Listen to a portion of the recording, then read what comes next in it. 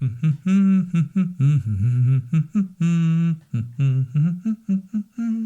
on today's show, the guys talk with Noah Geisel about the future of ed tech and learning. There's an East Initiative update, all that and more up next on EduTechGuys. In the jolly old land of Oz. Woo. You're listening to the EduTechGuys, EduTechGuys.com.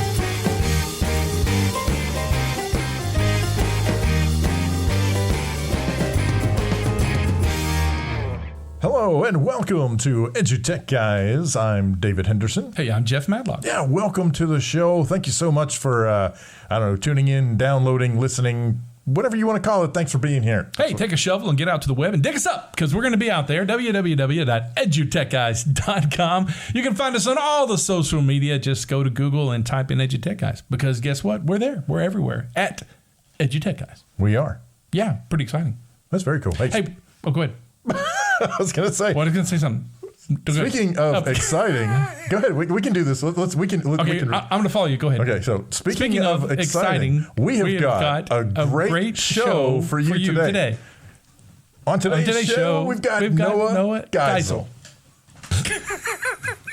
Hey, that's pretty good. Well, to us, the listeners just went click. Hey, listen, you better keep that play button down, Mr. Or just fast forward. That's fine. Don't break the tape because, you have to get a pencil out and tape it back together. And this isn't cassette. See, I'm thinking pod cassetting.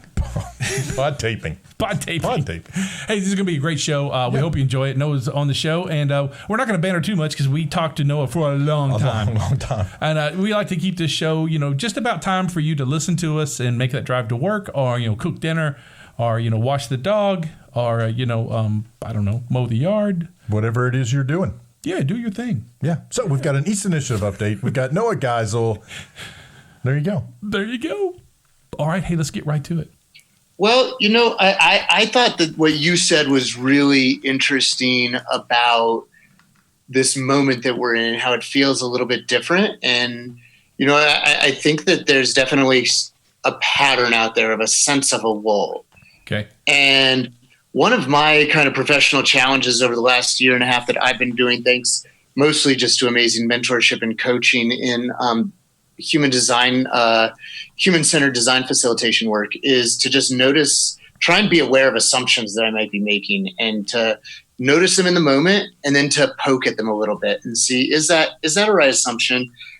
This moment that we're in with regard to technology and it, is there, there doesn't seem to be excitement about that much new stuff. And I wonder if maybe it's less that and more that what used to be that just the ability to go from zero to hero in ed tech is just so accelerated compared to what it used to be that you have the ability now to, go to an EduTechGuys, facilitation or go see George Kuros and, you get really excited and like a month later, you're not that far behind Matt Miller, right? Like, and for every individual thing, the 1,000 things, sure, it's a lifetime to catch up. But like to get up to where you're all of a sudden to a place of not just hanging around and messing out, but actually, geeking out and teaching it to colleagues. Like I think that's way accelerated. And so part of, I wonder, the diminished excitement is that it's no longer just the kind of thought leaders who are introducing the new stuff, and that more and more people more quickly get up to speed, and that maybe it's less about. The lull is maybe less around a slowing down of newness, and it's more about an acceleration of depth. Yeah. Right? That you have more and more people doing more and more really deep and amazing and just meaningful things. Because I don't know, like as guys who are supporting, technology in your school districts, are you seeing just that what teachers can do goes so much more deep than shiny stuff? Mm-hmm. Yeah, I think no. There's still the Christmas morning shiny stuff factor for sure, but wait, I want to stop you right here, real quick, before we get going any further. For our listeners, let them know who you are and what you're doing and all that kind of good stuff, and we're just going to keep this riff going on if that's okay with you. Absolutely. Noah Geisel, Denver, Colorado. You can find me at Senor G. That's like Spanish spelling of Senor, Senorg. And my work right now is just so various and diverse. Historically, it's been as a high school Spanish teacher.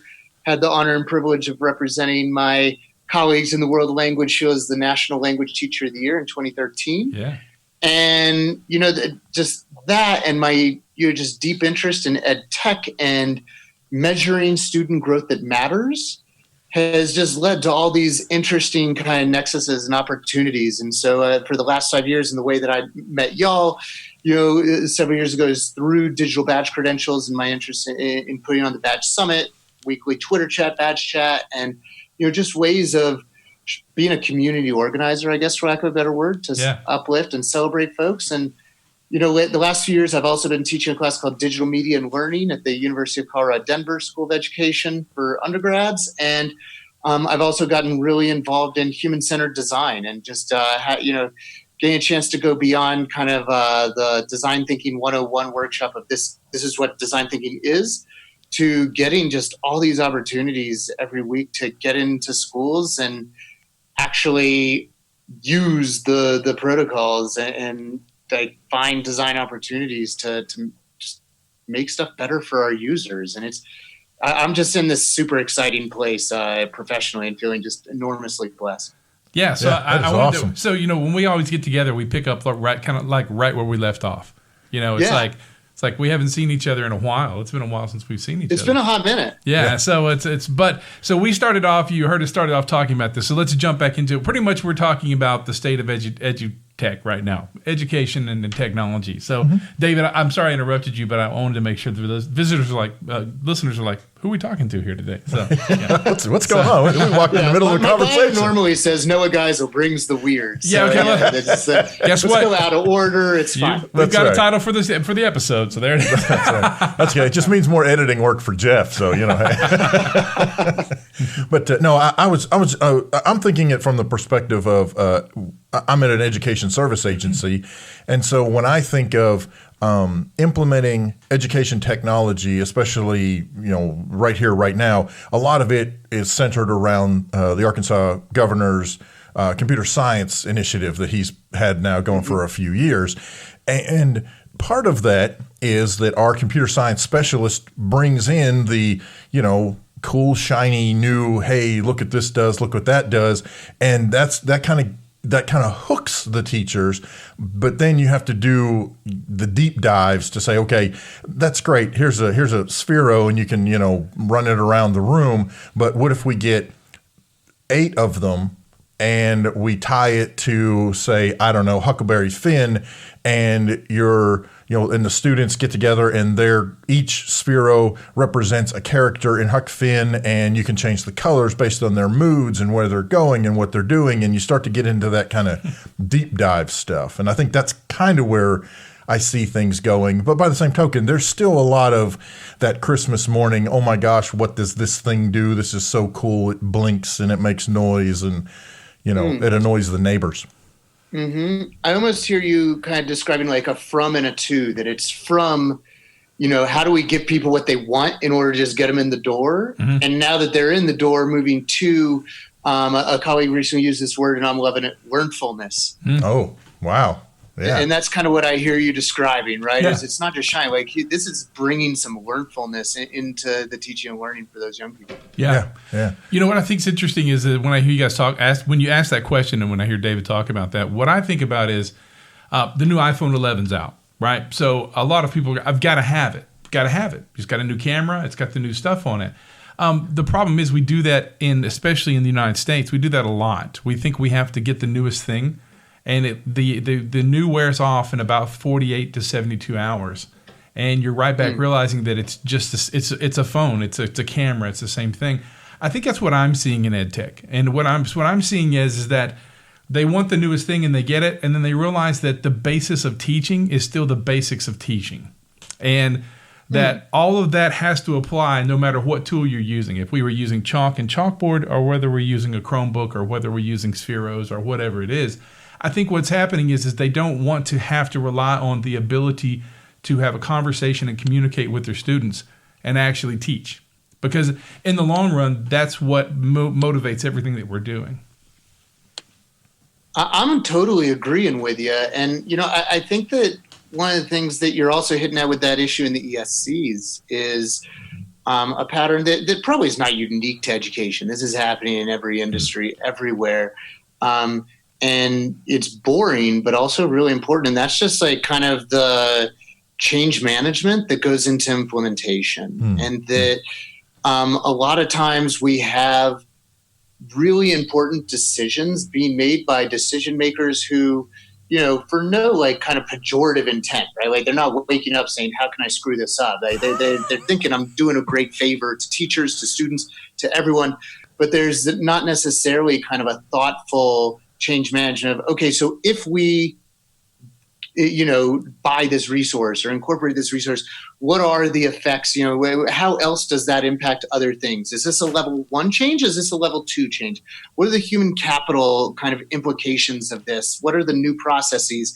Are the very people who I'm trying to get to say, thank you so much, actually going to be like cursing my name in the staff room? Mm-hmm. And, I think that's a really, that to me is a huge pattern that we're seeing is just kind of a need for kind of decision-making protocols, if you will, to say, hey, this sounds really great. And let's what are the questions that we aren't thinking to ask right now that we should ask so that when we make a decision, it has a way better chance of being a decision that stays made. Mm-hmm. So, when you're out doing your thing, what do you notice on the reciprocation of ideas after you've left? So, it's one thing to do it in your own house because you can pretty much tell in your group of regular, comrades what's going to be the take. You can see it in their faces. You know them well.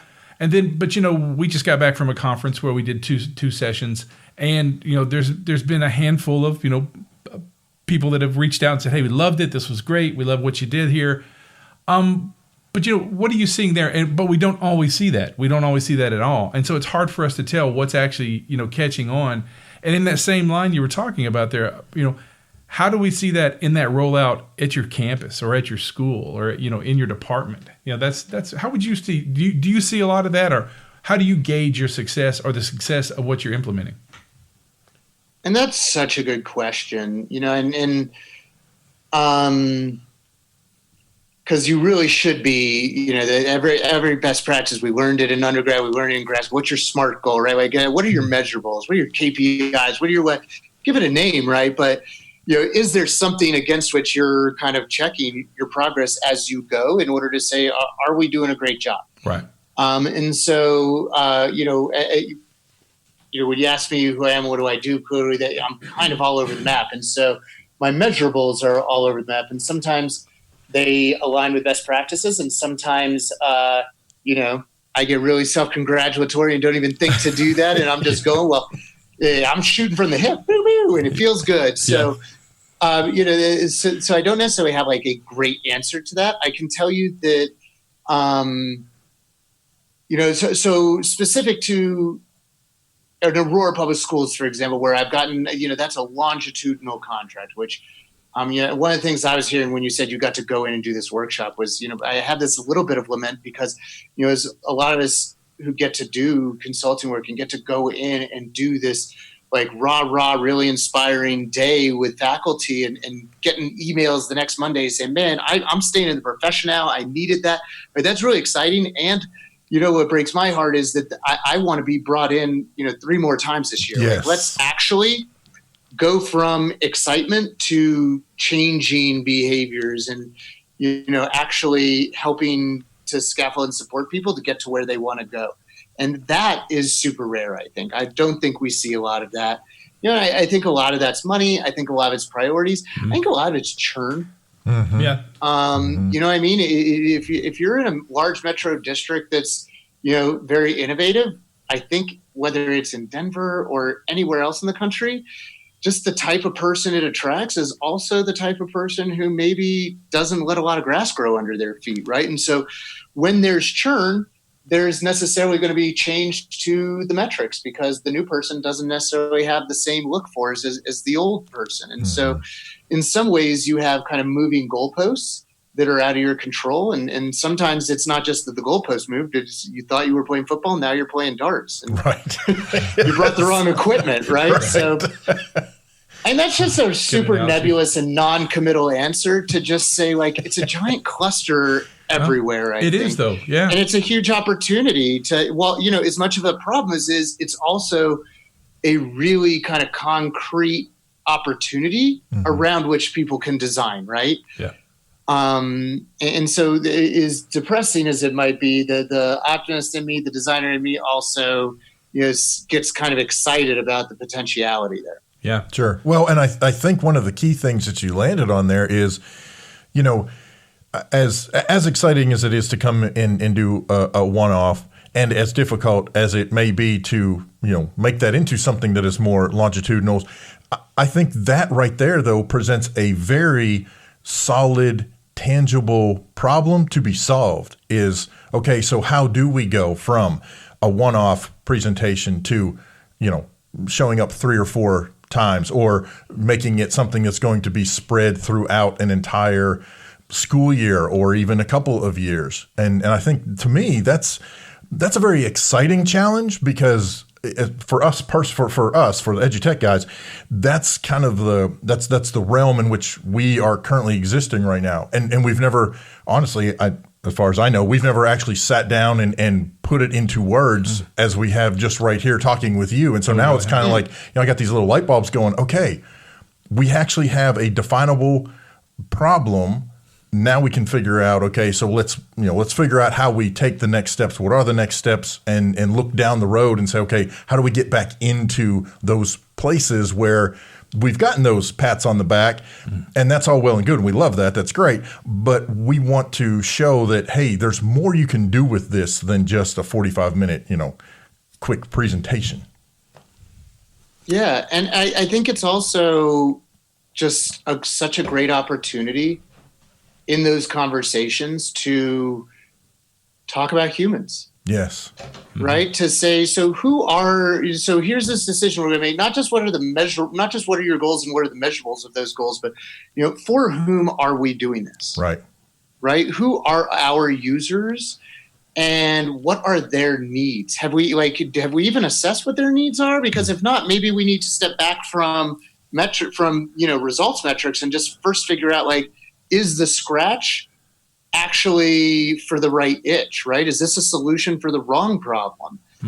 Let's first identify the problem and whose it is and what their needs are, you know, and that to me is, you know, also really helps us get into, you know, like I said before, the measuring growth that matters, right? Like, it's really easy in education to have metrics around, you know, as a high school Spanish teacher, you know, I may have a supervisor who's really interested in how my students are doing at the, you know, district practicums or whatever, you know, at the end of the semester, you know, in Spanish 1. You know, my metric that I'm way more interested in is, you know, 9 years later, when that freshman is, you know, 23, hopefully a college graduate, are they emailing me to tell me that they're bilingual? Yeah. Right? Like, did they study abroad in college? Like, that's a metric that I think is way more important and probably indicative of the job I was doing for them as a 14-year-old, as a Spanish 1 teacher. And when we think about the impact in, you know, for the rest of their life, like, if they can conjugate a couple verbs, like, there's a lot of people who got an A on that worksheet and today don't speak a second language, right? Like, I'm way more interested in, are they going to be global citizens? Yeah. Right. And, you know, am I doing things in my class for this 14-year-old that's going to help them, you know, for a job, you know, just a successful future 9, 10, 11 years from now, when, you know, in this future of outsourcing and automation and jobs that don't yet exist? Because right now, I don't know that, you know, a lot of our measurables are really focused on that. I think they're focused on today and not the needs of, you know, what is the kid when they are 30? What do they need to look back and thank us for? You know, that this was our measurable. Yeah, that's exactly right. You know, as you were saying that, I was thinking about that itch. You know, that's really interesting, because I look at the way most conferences are going now and the way they provide training and sessions. It's provided. What are they providing for? The student as the end, you know, a user, or are we providing for the teacher? And, perception is a really interesting thing. The perception of the country right now is education's not working, we're teaching to the test, and students aren't being prepared to hit the workforce and do what they need to do to get it done, which we know that's not necessarily the truth, but that's the perception. And so we're not really working with our educators to help them understand you have to make perception reality. You've got to make it, where those two actually do cross over and one becomes the other. Because right now, that's not happening. We're not training our teachers to understand exactly what they're trying to achieve 10 years down the road, because that's not what we're thinking. And I don't know how we accomplish that, how we fix the perception of education. Because I don't have any data to back this, but I can just tell you the global perception of education in the United States is it doesn't work. And that, we're missing so many key factors. But that's the problem I have when I go to conferences now. They're so large. There's so much going on. And my perception is nobody's really getting anything they can just, sit down and eat. It's kind of like, go to the buffet, get a couple of shrimp and whatever's left over the cheese and move on to the next one, because there's just not a lot going down there. And it's just like, I've got to show you the newest thing in Buncee, and let me show you the flip grid thing, and let me show you this Sphero shooting across the way, and hey, check it out, 3D printing, and that kind of stuff. I mean, I know I'm rambling a little bit, but that you've opened up a great can of worms to me about, what we're actually accomplishing. What are we training our teachers to accomplish with, scratching. And I don't think any of your listeners are going to hear you kind of dogging on the Sphero, the Buncee, the flip grid. Oh, no, not at all. It goes back to that point that you were making before around just, meaningfulness. Yeah. Mm-hmm. Is this just, like a exotic one-off because we were at the all-you-can-eat buffet, right, or is this something that is, engaging, impactful, and making a difference? Well, that's it. Mm-hmm. Is it something I only get every once in a while, or can I have it every day? That's exactly what I'm trying to say. Wonderful tools. Those are excellent tools. But the way we present them to educators is, let me show you this cool tool, and you're pretty much going to see this one-trick pony. Am I giving you enough to take home and eat it every day? Do you want to have kale every day? Do you want kale every day? Because it's good for you. And here it is. Yeah. But that's the kicker, and I think you're right. As long as it's delivered by a Sphero robot, give me what I want, so you can give me what I need. There you go. That's right. I something that just a tangent that I want to go on, because I haven't had a chance to talk about this with a lot of people, and because we're talking about this human thing, there's just so much opportunity. A lot of people, and you're seeing it in Arkansas with resources, right? We don't have access to resources. And, one of the things that we are seeing just over and over again in this, human-centered design, which is, in a lot of ways just a different word for design thinking. If folks are wondering, well, what's the difference? Same thing for all intents and purposes. But I think that one of the things that's important really is that, if you allow yourself to believe that you are a designer, that's really the most expensive part of the process, the time and the belief that you can do it. And so, that all of a sudden opens up a lot of doors where we look at something and say, is that really a problem? Or is it a opportunity with very, restrictive design constraints? And especially if we have leaders willing to give us permission to dabble and potentially fail, we can really do amazing things with just a little bit that are just super exciting. And do you guys care if I give you just one or two just awesome examples from recent? Smack us. We got to be in this elementary school. And this is a school without resources. This is, super high free and reduced lunch, low budget. And if we want to go deficit mindset, like a lot of predictable data points, they would say this is a school with struggles. And a staff that's really bought into, we want to do better, and, we don't know how. And if you tell us we're designers, we're willing to believe it. And just we've got to do all this work with the staff. And one of them that was just awesome, we got to work with these second grade teachers who were thinking, well, we want to mess with this measurement unit. We just want it to be awesome. Okay, well, we kind of dove in, figured out what they really wanted out of the unit. Okay. Well, based on that, before we do some real ideation, now it's time to go talk to your users. And I'm like, what are you talking about? Oh, we're the users. I say, no, your second graders are the users. Well, but they have a sub. No, we're going into the classrooms. We're doing user empathy interviews with the second graders. what are you into? And so we go in there, we help them kind of chart out, answers that these kids are saying. I'm into trees. Oh, what are you into trees? Like that because they're big, because you like to climb them, because they're different color. Oh, I'm into my family. I'm into presents. And so then we take this information. This is what kids are into. We go back and start ideating around what we're going to do. These teachers end up coming up with, what we're going to do is we're just going to like dazzle these kids with the intro to the measurement unit, where instead of them coming in and all 4 of us are going to be doing the same thing in each of our classrooms, they're going to get this like carnival experience where they go from classroom to classroom. So right there's novelty, and there's going to be a measurement fair. In this classroom, it's going to be, we're inviting in family members and you're going to measure them. In this classroom, we're just wrapping a bunch of presents, and you're going to walk into this room full of presents, and we're going to introduce the concept of measure. Here's a paperclip.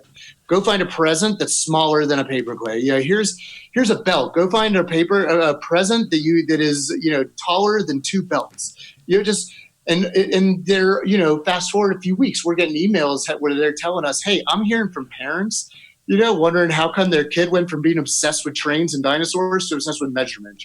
Measuring this parent calls in like, we freaked out. We thought the kid was about to go strangle the baby. He was over the crib with the baby, and he had this rope. And then we looked. He was measuring with a tape measure. Wanted to measure baby's sister. He was obsessed. Is it because measurement's so cool? No, it's because these teachers designed an amazing unit around measurement.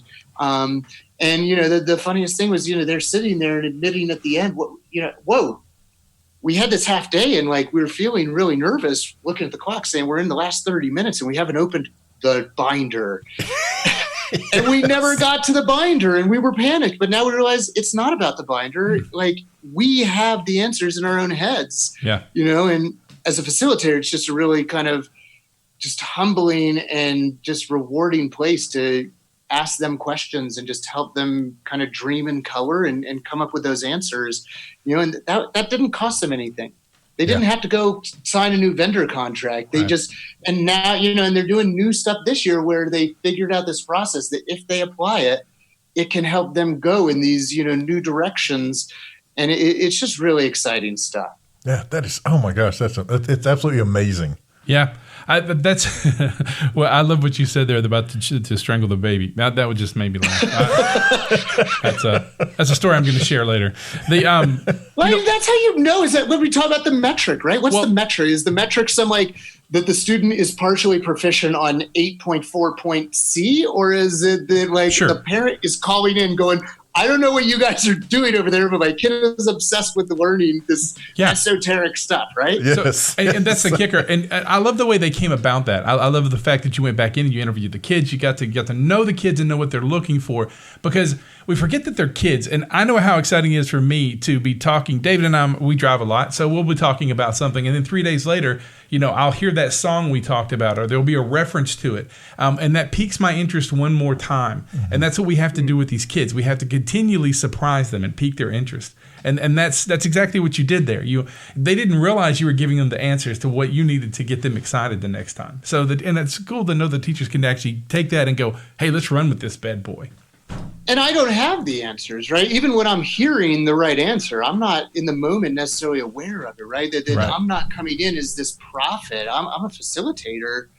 I guess if you want to know the other thing that I'm really hot on right now with regard to facilitation is like getting to know kind of different types of thinking preferences of our users in order to, and when we have access to that, we can shape how we show up based on for whom we are showing up. And so like a super easy, example of a way that I saw that done recently that just blew my mind was, that you have some people who are super conceptual, idea people, and you have some people who are super structural, want a bullet point list kind of people. And doing a facilitation where, turn to the next page in your packet and here's this prompt, write one sentence, the first sentence that comes to your mind with this prompt. And for those of you who are looking at that blank piece of paper and it's just not coming to you, we invite you to turn it over. There's lines on the other side. And if you're a super structural person, maybe those lines are going to better meet your needs. And this lady looks across the table at me and just mouths, thank you. And so just this one little thing of, recognizing what their needs are, helped us in this facilitation take something that might have been draining for them and instead take it to a place of, actually making it energizing for them. Yeah. That is a great, I'm going to use that as a soundbite, by the way. That is exactly the key right there. It's funny when you get in front of a group of people, it's hard to, I know some great people that do great presentations. I mean, they're just awesome. They're great facilitators. They know how to do what they're doing. And they can read a room in about 5 minutes or 10 minutes. And they have that ability on the fly to provide all key points necessary for everyone in that room. You ever notice that? And, I mean, we all kind of shoot for I wish that. I had that. I do too. I personally have to rely on just asking questions. Yeah. And, I had the privilege, 3 weeks ago now, to go to Bucaramanga, Colombia. They brought me down to about an hour and a half outside of Bogota. I'm at this university, amazing place. And in addition to the keynote, they had me do a workshop. And I probably spent 6 hours preparing my slide deck and, everything for this 2-hour workshop. I show up and, just ask a couple questions of the room and said, well, we're not touching the slide deck. It's if I do it, it's about my own ego and satisfying that I spent 6 hours on this. And so darn it, you're going to get it. Yeah. But the fact is it was not going to meet their needs. And you know what I mean? And so I was able to do that. That wasn't me innately reading. It was very explicitly just, tell me about what you're teaching. What gets you excited? What are your challenges right now? And me realizing that what I prepared was completely off. And instead we just took what they kind of expressed as their needs and said, you know what? Would learning about this meet your needs? Because that's something I know about. And they said, yeah. And we dove into that. And, 45 minutes later, we said, okay, that's it. What's next? And, 2 hours later, they said, this was a great workshop. And it had I hadn't prepared anything. Yeah. It was just about what do you need and what way, how might I, as your servant, help meet that need? And, or at least, sit next to you side by side and we can Google search it together. Right. Right. Yeah. That's the key. It's just really powerful stuff. I think when we kind of set aside our own egos and just make it about the other people. And that's something that, it's been learning growth for me personally. When people start showing up to your sessions and saying, that's such a great presentation. And, you start thinking, I loved your blog post and you might have answers, and it can be a easy place to kind of believe that. Yeah. Yes. And I think I'm just really lucky that I have a wife who doesn't. Yeah. And she has no problem tying a string to my balloon and then pulling it real close and putting a pin in it. And that's really has helped me, realize it's not about, any answers I have. In fact, the greatest resource I can be from people is helping come up with questions that they haven't already come up with themselves. Right. Yeah. And then ultimately helping them, not providing the answers for them or not giving the answers for them, but helping them find the answers, frankly, for themselves. I mean, you said it earlier. They've already got the answers. You just help facilitate getting them, out of that deep buried part of their brain into the forefront and out of their mouths and, onto the electronic digital paper or whatever it looks like and go, oh, look, man, you were awesome. You helped me. I can't believe, you showed us this and, and you're going, I didn't, all I did was help you bring it out. I didn't turn the paper over. There's lines on the other side. I mean, exactly. Yeah. Sometimes our greatest, kind of work is just giving people permission to have the audacity to believe in their own awesomeness. Yeah, color outside the lines. That's it. Yeah. Hey, Noah, so if our listeners want to reach out to you and steal all your ideas and bug the snot out of you, what's the best way they can get? Yeah, Twitter is the easiest way, frankly. I'm pretty easy to access through other mediums. Yeah, I could give out my cell phone number, but I never answer it. I'm terrible at texting. I'm terrible at email. I'm terrible at Facebook. Twitter is the one thing where I'm probably going to get back to you pretty quickly. That's how I got you. Did I got in touch with you? If you poke me, I'll respond again. Boom. So it's at Senor G, SENORG. You're welcome to email me, puravidanoah at gmail.com. I don't know if right now I might have let some website stuff expire. So as far as an actual website, I might not be the most accessible. Unless if you, on the digital badge front, bit.ly/badge summit, if you want to kind of see a conference that hopefully is doing things differently than a lot of other conferences and really just anchoring it in what do our attendees need and how might we meet that need.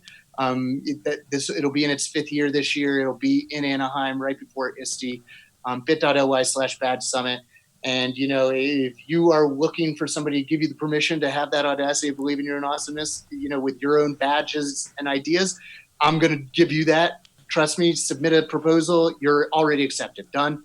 Well, let's get you sharing. And because, even your worst idea probably has a lot in it that other people can learn and grow from as well. Oh, awesome. Excellent. Hey, Noah, thanks for sitting down with us again. It's been a while. No, thank you guys. I'm just so grateful for everything that you all are doing.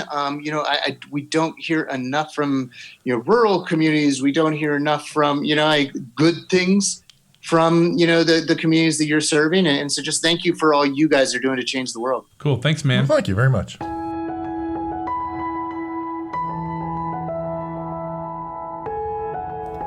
Hi there, I'm April Jackson, and this is your East Update.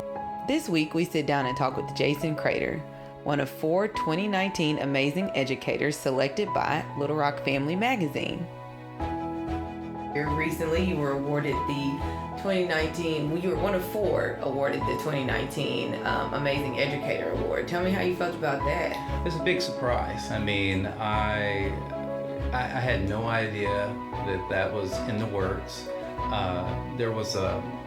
We do the morning news show at our school, and we put it out, and a little blurb came, said there's an assembly on Friday, but there's usually, some more information other than just this vague, there's an assembly at 1:30 that you need to be a part of. So we've been announcing it all week, and I hadn't really even thought, much about it, but I knew I needed to be there at 1:30. And so I had a group of 3rd graders in my classroom, and it was time to go to the assembly, and the superintendent shows up at the door, Mr. Poor. He's been in my classroom a couple of times, and so it's not unusual, for him to stop by, because he likes to kind of keep up with what's going on at our school. But one thing that was very unusual was, the kids left, and he wanted to just talk to me about East in my classroom for a while, and I thought, okay, it's kind of odd. I'm in the room with the superintendent by myself here, for like 10 or 15 minutes. I think something may be up, that was a great moment. I walked in there, and the people from Little Rock Family Magazine, started to talk about, we have this award here today, and they started, mentioning a few things, and the kids just started shouting my name. She didn't even get, she had a chance, she read like the first sentence, and everybody's like, Mr. Crater, Mr. Crater. She's like, there's no need for me to read the rest of this, just come on up here. So she didn't even read, she had a whole page of stuff to read. She didn't read all of that. So I got to come up, and everyone was excited, and that's just a nice moment to look out there in the crowd and feel that love from your school family, because we as teachers, we put a lot in, and sometimes we don't get a lot out, but when you have a moment like that, it really solidifies why it is that you're a teacher. If you're interested in learning more about East or hearing the full interview with Jason, visit our website at eastinitiative.org or follow us on social media at The East Initiative. I am April Jackson, and this has been your East Update.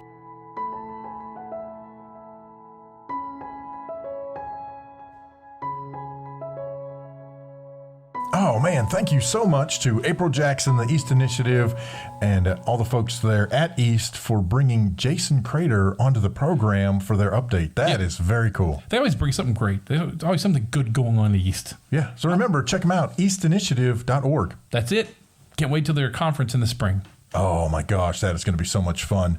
It's really cool. They get all of the East students, not all, but a bunch of the East students all come in, and they essentially get to show off what projects they did, whether it's 3D printing a leg because the student didn't have one, or fixing the runoff water supply in Hot Springs. Yeah, I mean, where it doesn't flood the city. Yeah, or crazy stuff. Revamping the local history museum. I mean, it's amazing what these kids do with the East program. Or a massive game of Red Rover. No, I'm kidding.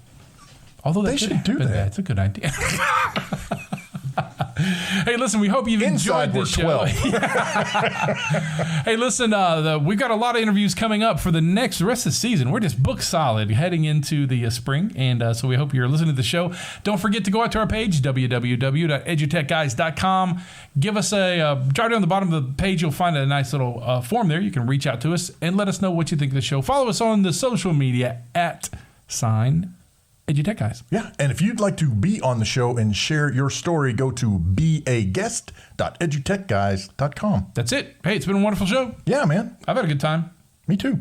Awesome. Hey, I'm Jeff Madlock. I'm David Henderson. We'll catch you next time in the jolly old land of Oz. Meep. You've been listening to the EduTech Guys. EduTechGuys.com.